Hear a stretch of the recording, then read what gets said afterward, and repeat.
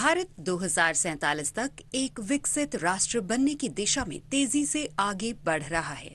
इस सपने को साकार करने में सबसे बड़ी ताकत है हमारे युवा उद्यमी, हमारी नवाचार क्षमता और आत्मनिर्भरता का संकल्प। स्टार्टअप इंडिया और स्टैंड अप इंडिया ये सिर्फ योजनाएं नहीं, बल्कि करोड़ों सपनों को पंख देने वाली क्रांति है, जहां छोटे छोटे विचार बन रहे हैं बड़े उद्योग, जहां नई तकनीक रोजगार और अवसरों का निर्माण कर रही है। आज भारत दुनिया का तीसरा सबसे बड़ा स्टार्टअप इकोसिस्टम है, जहां हर दिन जन्म लेते हैं नए स्टार्टअप्स और हर कोने से निकलती है सफलता की कहानियां। विकसित भारत 2047 की ओर बढ़ते इस सफर में स्टार्टअप इंडिया और स्टैंड अप इंडिया की भूमिका है राष्ट्र निर्माण की धड़कन। आइए इसी सफर को और गहराई से समझते हैं हमारे इस विशेष एपिसोड में।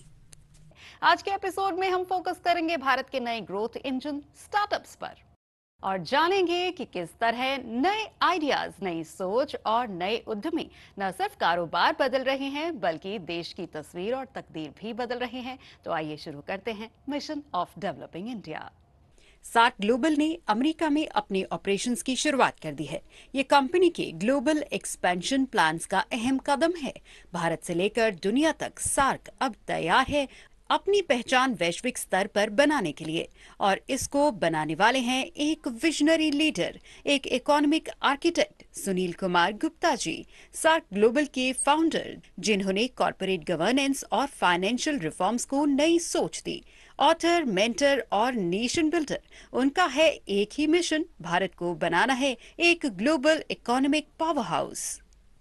सर, आपका बहुत बहुत स्वागत है। जी नमस्कार। सुनील सर, आपसे ये जानना चाहूंगी कि ये मिशन जो है, मिशन ऑफ डेवलपिंग इंडिया, कैसे और कब तक पूरा होता हुआ नजर आ रहा है? तो देश हमारा विकसित भारत बने, माननीय प्रधानमंत्री जी का सपना, 140 करोड़ लोगों का सपना कि जब 2047 आए, मतलब जब हमारे राष्ट्र को आजाद हुए 100 साल हों तो हम डेवलप नेशन बने। तो इसीलिए विकसित भारत @2047 ये हमारा मिशन है।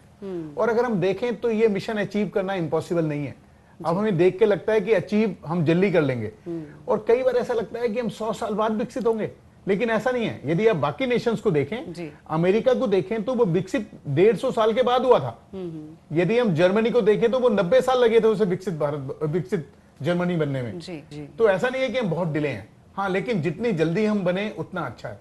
तो 2047 में हमारा राष्ट्र एक विकसित भारत बने, विकसित डेवलप नेशन बने, ये हमारा सपना है और ये जरूर पूरा होगा।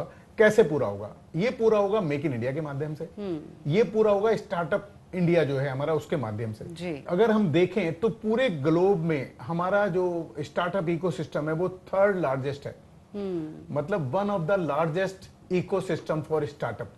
आज हमारे देश में देखें तो करीब 1,86,000 स्टार्टअप ने अपना रजिस्ट्रेशन कराया हुआ है गवर्नमेंट के पास। जो हमारी वेबसाइट है जिसे हम बोलते हैं DPIIT, उसमें हमारे रजिस्ट्रेशन 1,86,000 है। और यदि हम देखते हैं तो आज हमारे देश में 115 से ज्यादा यूनिकॉर्न है। 115 से ज्यादा यूनिकॉर्न का मतलब हमारे जो स्टार्टअप हैं बहुत तेजी से आगे बढ़ रहे हैं और यूनिकॉर्न बन रहे हैं। बिल्कुल। तो जब हमारे स्टार्टअप आगे बढ़ेंगे तो देश आगे बढ़ेगा, क्योंकि हमारे एंटरप्रेन्योरशिप आगे बढ़ेगी। और एक और इंपॉर्टेंट बात है हमारी कि स्टार्टअप कहते किसे हैं, कि मान लो आपने कुछ खोला बिजनेस तो स्टार्टअप है, स्टार्टअप हो गया, हाँ हो गया। लेकिन अगर आपको उसके बेनिफिट लेने हैं, तो स्टार्टअप के बेनिफिट लेने हैं तो आपको स्टार्टअप इंडिया में जाके हमारी जो वेबसाइट है DPIIT, उस पर जाके अपना रजिस्ट्रेशन कराना चाहिए। जी। तो इंपॉर्टेंट बात है कि स्टार्टअप कहेंगे किसे? हम बोलेंगे जब भी हम किसी प्रोडक्ट को या किसी प्रोसेस को या किसी सर्विस को हम डेवलप करते हैं या इंप्रूव करते हैं तो वो स्टार्टअप हो गया। और वो भी स्टार्टअप है जिसको अभी बने हुए शुरू हुए 10 साल नहीं हुए हैं। तो कई बार आदमी सोचता है कि मैंने तो स्टार्टअप 2 साल पहले या 3 साल पहले शुरू किया था, तो अब तो मैंने स्टार्टअप में रजिस्ट्रेशन कराना भूल गया था, तो अब तो रजिस्ट्रेशन हो गया ही नहीं मेरा, मैं स्टार्टअप रहा नहीं। वो भी स्टार्टअप है। अगर आपको 10 साल नहीं हुए, हाँ, लेकिन एक बात का ध्यान रखना है कि आपकी टर्नओवर 100 करोड़ क्रॉस नहीं होनी चाहिए। आपकी टर्नओवर मान लीजिए 50 करोड़ हो गई, 70 करोड़ हो गई, 100 करोड़ से नीचे है, आप एलिजिबल हैं स्टार्टअप के लिए। तो इसलिए स्टार्टअप की कॉन्सेप्ट को समझना बहुत जरूरी है और स्टार्टअप में रजिस्ट्रेशन कराना जो बहुत जरूरी है। अगर आपका स्टार्टअप में रजिस्ट्रेशन है तो गवर्नमेंट की बहुत सारी स्कीम है जिससे कि वो आपको फंड देती हैं। जी। क्योंकि आपने बिजनेस आइडिया आपके पास होना चाहिए कि मैं किसी भी प्रोडक्ट को या किसी भी प्रोसेस को, बहुत इंपॉर्टेंट है प्रोसेस, या किसी भी सर्विस को कैसे इंप्रूव करूंगा। तो इंप्रूव करने का आइडिया आपके पास होना चाहिए। अगर आइडिया आपके पास है तो आप स्टार्टअप इंडिया में जाइए, रजिस्ट्रेशन कराइए। उसके बाद गवर्नमेंट आपको फंडिंग भी देगी और बहुत सारी सुविधाएं देगी। जैसे एक गवर्नमेंट का फंड है कि जिसे हम कहते हैं फंड ऑफ फंड्स, जो सिडबी के साथ मिलके है, जो गवर्नमेंट ऑफ इंडिया ने बनाया। करीब 20,000 करोड़ का उसका एलोकेशन है, जिसमें 10,000 करोड़ हम स्टार्टअप को देते हैं और 10,000 करोड़ हमने रखे हैं जो डीप टेक स्टार्टर हैं। मतलब जो हमारे स्टार्टअप हैं, जो डीप टेक स्टार्टअप हैं, जो कि मतलब टेक में काम कर रहे हैं, कुछ नया इनोवेशन कर रहे हैं कि कैसे हम नई पूरी टेक्नोलॉजी लाके लोगों की लाइफ को आसान कर सकें, प्रोसेस को आसान कर सकें, और कैसे हम नए नए इनोवेशन कर सकते हैं, उस पे काम करें। तो ये बहुत बड़ा फंड है। लेकिन ये सरकार कैसे देती है? इसके लिए आपका पहले रजिस्ट्रेशन जरूरी है, और इसके बाद ये सिडबी जो गवर्नमेंट ऑफ इंडिया की एक बॉडी है, उसके थ्रू देती है। लेकिन वो आपको अप्लाई करना पड़ता है। AIF होती है, अल्टरनेट इन्वेस्टमेंट फंड्स, जो हमारे हैं, जो कि सेबी में रजिस्टर्ड होने चाहिए। वो जो सेबी में रजिस्टर्ड फंड होते हैं, उनके थ्रू आपको पैसा मिलता है। तो आप वहां से भी पैसे ले सकते हैं। यदि मैं देखूं, सिडबी ने लगभग 4,000 से ज्यादा स्टार्टअप को फंड किया है, तो आप भी उसमें से एक हो सकते हैं। यदि आप चाहते हैं, आपके पास नया आइडिया है, स्टार्टअप में आपका रजिस्ट्रेशन है, तो आप बिल्कुल अप्लाई कीजिए, आपको भी मिलेगा वो फंड। इसके अलावा सरकार एक और सिडबी के थ्रू फंड देती है, लेकिन वो देती है इंक्यूबेटर के थ्रू। कि हमारे देश में बहुत सारे इंक्यूबेटर हैं। इंक्यूबेटर मतलब हैंड होल्डिंग। आपके पास आइडिया है, लेकिन आपके पास कुछ नहीं है, आपके पास टेक्नोलॉजी भी नहीं है, पैसा भी नहीं है, लोग भी नहीं है, कैसे प्रोसेस करूं, उसके लिए इंक्यूबेटर्स बने हुए हैं। आप इंक्यूबेटर्स के पास जाइए, अपना आइडिया बताइए, रजिस्ट्रेशन कीजिए। उसके बाद इंक्यूबेटर्स भी आपकी मदद करते हैं। इंक्यूबेटर से आप पैसा भी मांग सकते हैं, वो भी सिडबी देती है इंक्यूबेटर से थ्रू, जो कि हमारे गवर्नमेंट के DPIIT में रजिस्टर्ड इंक्यूबेटर्स हैं हमारे यहाँ, उनके थ्रू आप पैसा ले सकते हैं जी। इसके अलावा यदि आपको लोन चाहिए, तो उसकी भी हमारी गवर्नमेंट की स्कीम है, जिसे हम बोलते हैं क्रेडिट गारंटी स्कीम। उस क्रेडिट गारंटी स्कीम में आपको कोई कोलेटरल सिक्योरिटी नहीं देनी पड़ती, क्योंकि आपने मान लीजिए स्टार्टअप, आपके पास आइडिया है, आप कुछ इनोवेट करना चाहते हैं, लेकिन आप कहीं जाएंगे तो आपको फंड नहीं मिलेगा। फंड मिलेगा तो बोलेंगे कि अपने फादर की प्रॉपर्टी लाओ, अपने फैमिली की प्रॉपर्टी लाओ। फैमिली के पास एक ही मुश्किल से प्रॉपर्टी पूरे लाइफ टाइम में जुड़ी होगी, वो देंगे नहीं कि आपके आइडिया भी नहीं। तो गवर्नमेंट ने बोला कि कोई जरूरत नहीं है, आप हमारे पास आओ आइडिया लेके, और अपने आइडिया को बताओ, अपने सारे रजिस्ट्रेशन कराओ, आपको बगैर किसी गारंटी के लोन मिलेगा। बिल्कुल। आप ऐसा भी कर सकते हैं, जो आज सर्विसेज हैं उनको इंप्रूव कर सकते हैं। आज बहुत सारे प्रोसेस हैं, क्योंकि देश बहुत काम कर रहा है। हम मैन्युफैक्चरिंग में बहुत सारे काम कर रहे हैं, सर्विस इंडस्ट्री में हम बहुत आगे हैं। तो उस सब को जब हम कर रहे हैं, तो उस प्रोसेस को नयापन लाएं, कोई नई इनोवेशन करें, जिससे वो फास्ट हो जाए। जी बिल्कुल। आजकल सब कुछ AI बेस है। AI एक इतना बड़ा टूल है आपके पास, जिससे आप काम की स्पीड को अपनी कई गुना बढ़ा सकते हैं।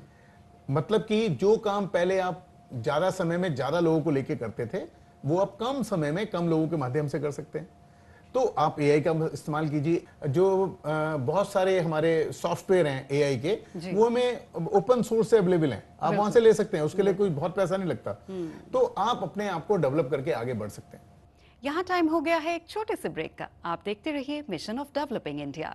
ऐसी कई अपॉर्चुनिटीज क्रिएट होंगी जहां पे AI फ्रंट एंड सेंटर हो जाएगा।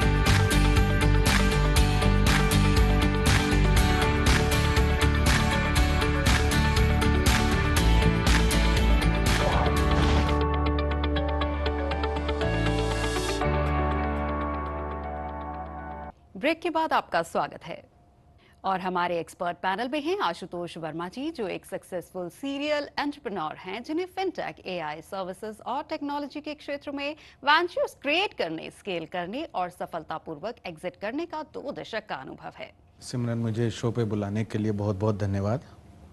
आशुतोष जी, आपसे शुरुआत करना चाहूंगी, कौन कौन से वो वर्टिकल्स हैं, कौन कौन से वो सेक्टर्स हैं जहां यंगस्टर्स को एंटरप्रेन्योरशिप पर फोकस करना चाहिए? पिछले 20 से 25 सालों में हिंदुस्तान में जो स्टार्टअप की ग्रोथ रही है, उसमें हमने देखा ज़्यादातर वेस्टर्न इकोनॉमीज़ में जो स्टार्टअप सक्सीड हुई, उसी मॉडल को लाके यहाँ पे री इम्प्लीमेंट कर दिया गया। उन्हीं मॉडल्स में, उन्हीं बिजनेस मॉडल में बाहर के निवेशकों ने, बाहर के इन्वेस्टर्स ने पैसा डाला और वो कंपनी बड़ी हो गई। हमें हिंदुस्तान में उसकी ज़रूरत नहीं है। इस देश में नए फूड डिलीवरी ऐप की बिल्कुल ज़रूरत नहीं है। इस देश में नए फ्रोजन फूड ऐप की ज़रूरत नहीं है। इस देश में ज़रूरत इस बात की है कि ये फूड फ्रोजन कैसे रहेगा। आपको पता है सिमरन, हिंदुस्तान में 34% फल और सब्जियों का प्रोडक्शन वेस्ट हो जाता है। देश के युवा को जरूरत है कि आप ऐसी टेक्नोलॉजी का निर्माण करें, ऐसी टेक्नोलॉजी लेके आएं कि वो फ्रोजन फूड अल्टीमेटली हमारे देश की जनता जो कस्टमर है उसकी प्लेट में पहुंच सके और कम खर्चे में फूड कोल्ड चेन का निर्माण हो, नए नए इनोवेशन हो उसमें। एग्रीकल्चर सेक्टर में प्राइस फ्लक्चुएशन, किसी को कुछ नहीं पता होता कि अगले साल सरसों का तेल महंगा होने वाला है या सस्ता होने वाला है। किसान परेशान रहता है। क्या हम टेक्नोलॉजी का इस्तेमाल करके और एआई का इस्तेमाल करके, ड्रोन सर्वे की कंपनीज हैं, सैटेलाइट कंपनीज हैं, वो फसल की पिक्चर उतार के उसको एआई डेटा में डाल के प्रेडिक्ट कर सकती हैं कि अगले साल किसी भी पर्टिकुलर क्रॉप का प्रोडक्शन क्या होगा। ऐसी स्टार्टअप्स की डीप टेक उनकी हमें जरूरत है। और एप्लीकेशन एरिया, जैसे आपने पूछा कि कौन से इमर्जिंग सेक्टर्स हैं, मार्केट हमारे पास इतनी बड़ी है, 1.44 बिलियन लोगों का देश है ये, जिसको हमें हेल्थ केयर देना है, जिसको फूड देना है, जिसको फाइनेंस देना है। इन पे हम फोकस्ड हैं। अगले 20 साल तो हमारे इन्हीं को बनाने में निकल जाएंगे। जी जी। और ना सिर्फ गाइडेंस बल्कि आइडियाज़ भी आप यहाँ एक्सपर्ट्स हमारे दे रहे हैं यंगस्टर्स को। सुनील जी, आपसे जानना चाहूंगी, आपकी एक्सपर्टीज क्या कहती है, यंग एंटरप्रेन्योर्स को कहाँ फोकस करना चाहिए? आशुतोष जी ने बहुत बढ़िया बात कही कि हमारे को जो देश को अब जरूरत है वो करना है, जैसे कि हमारा एग्रीकल्चर प्रोड्यूस वेस्ट ना हो, उसके लिए एक हमारे पास पूरी सप्लाई चेन हो जो कि पूरे उसको सामान को कंज्यूमर तक कैसे पहुंचे उसको मेंटेन कर सके। मुझे लगता है हेल्थ केयर में हमारे देश में बहुत बड़ी अपॉर्चुनिटी है। बिल्कुल। क्यों बड़ी अपॉर्चुनिटी है? मुझे लगता है क्योंकि हमारे देश में मिडिल क्लास बढ़ रहा है, उसकी इनकम भी बढ़ रही है और उसमें अवेयरनेस बढ़ रही है हेल्थ केयर की। सबसे इंपॉर्टेंट बात है उसमें हेल्थ केयर की अवेयरनेस बढ़ रही है। वो चाहता है कि मैं बिल्कुल फिट रहूं, हेल्दी रहूं, जिससे कि मेरा पूरा फोकस मेरे बिजनेस और मेरे एंटरप्रेन्योरशिप पे रहे। तो उसको हमारे को पूरी सुविधाएं देनी है। और अगर मैं मार्केट साइज आंकड़े की बात करूं तो 2030 तक $500 बिलियन का ये मार्केट साइज होगा हमारे देश में।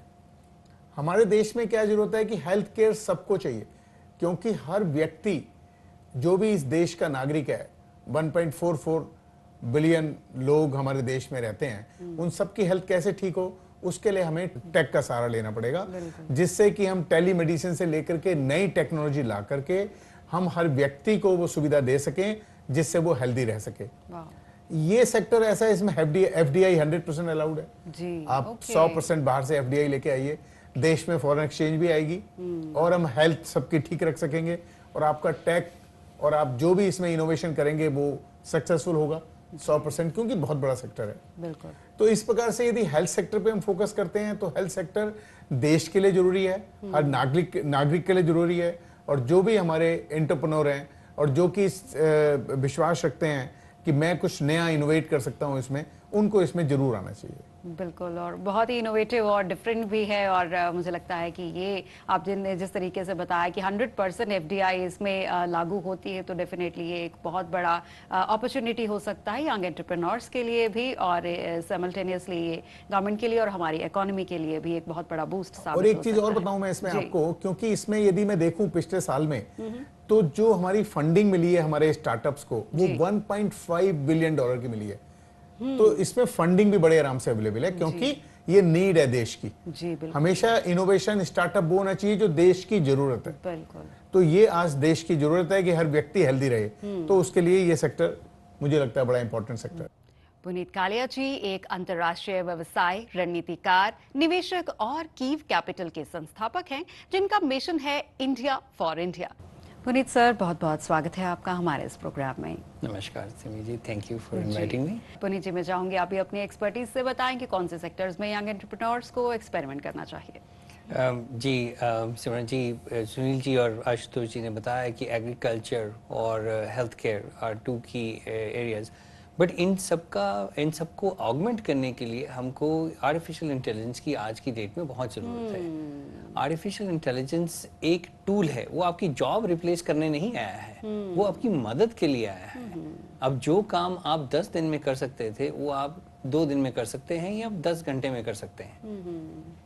और ये एक एआई की सबसे बड़ी खूबी है जो भारतीय युवाओं को यूज करके इनोवेट करने चाहिए, नए आविष्कार करने चाहिए, जिससे वो एग्रीकल्चर वेस्ट को बचा सकें, सप्लाई चेन्स को ऑप्टिमाइज कर सकें। तो ऐसी कई अपॉर्चुनिटीज क्रिएट होंगी जहां पे एआई फ्रंट एंड सेंटर हो जाएगा, जो हर किसी एक नए सेक्टर में योगदान देगा किसी न किसी प्रकार से। और एआई को यूज करने के लिए हमको सबसे ज्यादा ऊर्जा की जरूरत है। चाहे वो सोलर की हो, चाहे वो विंड हो या थर्मल हो या किसी प्रकार की भी हो। तो ऐसे कई सेक्टर्स हैं जहां पे हम फोकस कर सकते हैं, एआई हो या एनर्जी हो, पावर सेक्टर जहां पे, because they both go hand in glove, वो दो बोथ मतलब साथ साथ में चलते हैं। क्योंकि एआई अच्छी एक ऑप्टिमाइज्ड डेटा सेंटर्स जो हमको आज की डेट में जरूरत है भारत को, जिनको पावर करने के लिए हमको ऊर्जा की जरूरत है, और वो हमारे पास पर्याप्त नहीं है, लेकिन वो एक हमारे लिए बहुत बड़ी अपॉर्चुनिटी है। तो हमारे युवाओं को ये देखना चाहिए कि ऐसे कौन से आविष्कार हैं जहां से हम एआई डाटा सेंटर्स को पावर करने के लिए ऊर्जा प्राप्त कर सकें और अपने किसानों को, अपने सोसाइटी के जो हमारे भाई बंधु हैं, उनको हम कैसे नए आविष्कारों से प्राप्त कर सकें, उनको प्रोवाइड कर सकें, so they can have better health care और they can have more knowledge on their hand, ताकि उनके पास ऐसे समाधान हो जिनसे वो समस्याओं को पूर्ण रूप से मिटा सकें। जी बिल्कुल। और आपका कहने से जो मैं समझ पा रही हूँ वो ये कि एक ऐसा टूल होना चाहिए जो सारे सेक्टर्स में, जिस तरीके हेल्थ सेक्टर में बताया, एग्रीकल्चर सेक्टर में बताया, उनको समावेश करके, इकट्ठा करके उनका सॉल्यूशन निकाले। ऐसे सेक्टर्स में निवेश करना जो है वो इकोनॉमी के लिए, ग्रो करने के लिए बहुत बेनिफिशियल होगा। जी जी जी। तो आर्टिफिशियल इंटेलिजेंस एक ऐसा टूल ही है जो हर किसी एक सेक्टर में अप्लाई होगा। तो मैं चाहता हूं कि हमारे युवाओं को इस चीज को सीरियसली देखें, ताकि फोकस करें इसको कि how can they leverage AI into everything else we do. आज की डेट में हम एआई हर तरीके के सेक्टर में कैसे योगदान दे सके। यहाँ टाइम हो गया है एक छोटे से ब्रेक का। आप देखते रहिए मिशन ऑफ डेवलपिंग इंडिया। आपका आह्वान करना चाहता हूं कि आप एक फ्लैट कम लें कमेलिया में, एक फार्म हाउस कम लें अलीबाग में, देश की ग्रोथ में पैसा जरूर लगाएं।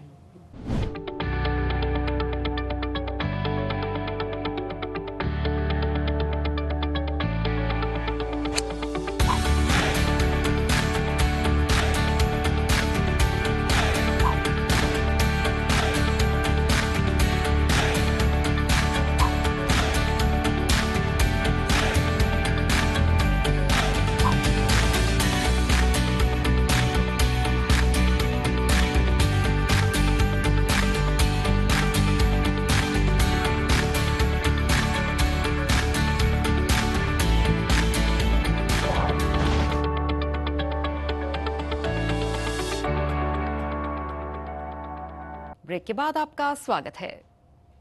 तो बिल्कुल ही बहुत इंटरेस्टिंग एपिसोड मुझे आज का लगा, जिसमें ना सिर्फ आपने अपॉर्चुनिटीज बताई बल्कि वो सेक्टर्स भी बताएं जिनमें बहुत ज़्यादा ग्रोथ देखी जा रही है आने वाले कुछ सालों में। और यही मैं चाहूँगी जो भी यंग एंटरप्रेन्योर्स हैं, हमारा ये एपिसोड देख रहे हैं, हमारा प्रोग्राम देख रहे हैं, उनके लिए आप जैसे एक्सपर्ट्स के कुछ सुझाव बहुत ज़्यादा फायदेमंद होंगे। मैं चाहूँगी आप अपने रिमार्क्स जो हैं हमारे व्यूअर्स को ज़रूर दें। आशुतोष जी। सिमरन, देश की जो युवा पीढ़ी है, जो एंटरप्रेन्योर है, जो स्टार्टअप बना रहा है, जो टेक्नोलॉजी पे काम कर रहा है, उसको मेरा एक ही सुझाव है कि आप रिलेंटलेसली जो भी आपने फील्ड चूज़ की है पहले केयरफुली चूज़ करें कि ये जो मैं टेक्नोलॉजी बना रहा हूँ या ये जो भी स्टार्टअप मैं खड़ी कर रहा हूँ इसके कस्टमर्स देश में है कि नहीं। हमारा देश का अपना मार्केट इतना बड़ा है, इतना बड़ा हो चुका है और टिपिंग पॉइंट के करीब पहुंच रहा है।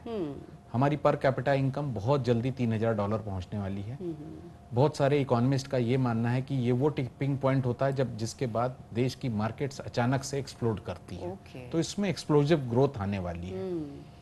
उसको ध्यान में रखते हुए अगर देश का युवक, देश का एंटरप्रेन्योर अपनी स्टार्टअप बनाएगा तो सफलता बिल्कुल मिलेगी। बिल्कुल, मतलब R&D बहुत ज्यादा जरूरत है। R&D में लगे जी, डीप टेक में जाएं, टेक में जाएं और टेक का application area primary, secondary, tertiary market कुछ भी हो सकता है, मैन्युफैक्चरिंग हो सकता है, सर्विसेज हो सकता है।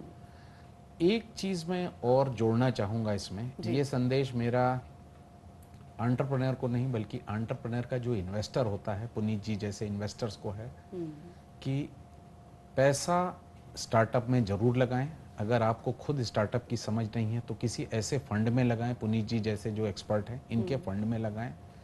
ऐसा देश के सभी जो HNIs हैं, अल्ट्रा हाई नेटवर्थ इंडिविजुअल्स हैं जिनके पास धन है और जो इस देश को सपोर्ट कर सकते हैं, आपका आह्वान करना चाहता हूं कि आप एक फ्लैट कम लें कमेलिया में, एक फार्म हाउस कम लें अलीबाग में, देश की ग्रोथ में पैसा जरूर लगाएं। बिल्कुल, और बहुत ही सही भी कहा आपने, क्योंकि ये हमारे एंटरप्रेन्योर्स ही हैं जो हमारी बैकबोन है और वही हमारे देश की अर्थव्यवस्था की ग्रोथ का कारण भी है।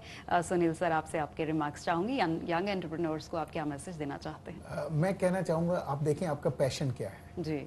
जो आपका पैशन हो उस पे मेहनत करें, उस पे रिलेवेंट जो भी एजुकेशन है लें, उसी पे आप रिसर्च करें, उस फील्ड में देखें फिर क्या ग्रोथ ड्राइवर है हमारे, और फिर केयरफुली चुन के डिसाइड करें मुझे क्या जाना है। फिर देखें उसके इंक्यूबेशन सेंटर्स कितने हैं हमारे देश में, क्या उनके पास पर्याप्त नॉलेज है या इंक्यूबेशन से उन्हें को मदद लेनी है, तब वो आगे बढ़ें, तब वो अपना पूरा प्लान बनाएं। लेकिन सबसे पहले वो ड्रिवन बाय पैशन होना चाहिए। ड्रिवन बाय पैशन होगा तो उसे को रोक नहीं सकते। बिल्कुल, ड्रिवन बाय पैशन। और सबसे पहले आप अपने आप को भी प्रिपेयर करिए, यानी कि सर ने कहा कि पूरी एजुकेशन करिए और फिर उसके बाद R&D करिए, तब जाके आप उस सेक्टर में घुसिए और जब मेहनत और लगन होगी तो डेफिनेटली सक्सेस भी होगा। पुनीत जी, आप क्या मैसेज देना चाहेंगे हमारे यंग एंटरप्रेन्योर्स को? मैं सिमरन जी, मैं कहूँगा कि आप लगे रहें, निवेश आएगा, निवेश बहुत है। आप अगर अच्छी टेक्नोलॉजी बनाते हैं, एक और फूड डिलीवरी ऐप नहीं बनाते हैं, तो निवेश आएगा। आप याद रखिए कि empowering the small man is what makes the country rich. आप आम आदमी को एम्पावर करें, आप खुद को ना एम्पावर करें, और वहीं से अमेरिका की ग्रोथ रही है। आप देखेंगे अमेरिका में सबसे ज्यादा बड़ी मिडिल क्लास ने ही उसकी अमेरिका को ग्रोथ को फ्यूल किया था, और वही हमको भारत में चाहिए। तो मैं भारत के उन तमाम लोगों को जो इस दिशा में देख रहे हैं उनको कहूँगा कि आप अपने युवाओं में इन्वेस्ट कीजिए। आप अपने ही भारत के जो सेक्टर पीपल हैं उनमें इन्वेस्ट कीजिए। तो empowering a common man is what will make this country a great country. So I would say that people should keep that in mind. बिल्कुल, पहले आप खुद को पहचानें, खुद को प्रिपेयर करें, फिर रिसर्च करें और फिर देखें कि आप जो करना चाहते हैं या करने जा रहे हैं उससे आपके आसपास के लोगों को, वो जो एक कॉमन मैन है गली का, उसके जीवन में क्या प्रभाव पड़ता है। तो डेफिनेटली आपका जो स्टार्टअप है वो डेफिनेटली सक्सेस की तरफ ज़रूर जाएगा।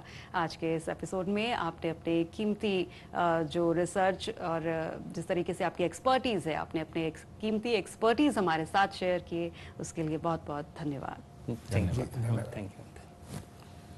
तो मिशन ऑफ डेवलपिंग इंडिया के इस एपिसोड में हमने बात की स्टार्टअप्स के उन सेक्टर्स की जो आने वाले सालों में एक बहुत ही बड़ी ग्रोथ का कारण बन सकते हैं। हमें उम्मीद है आपको हमारा ये एपिसोड जरूर प्रेरणादायक लगा होगा। आज के एपिसोड में फिलहाल इतना ही। मिलेंगे आपसे अगले शुक्रवार दोपहर 12 बजे डीडी नेशनल पर। तब तक के लिए हमें दीजिए इजाजत। नमस्कार।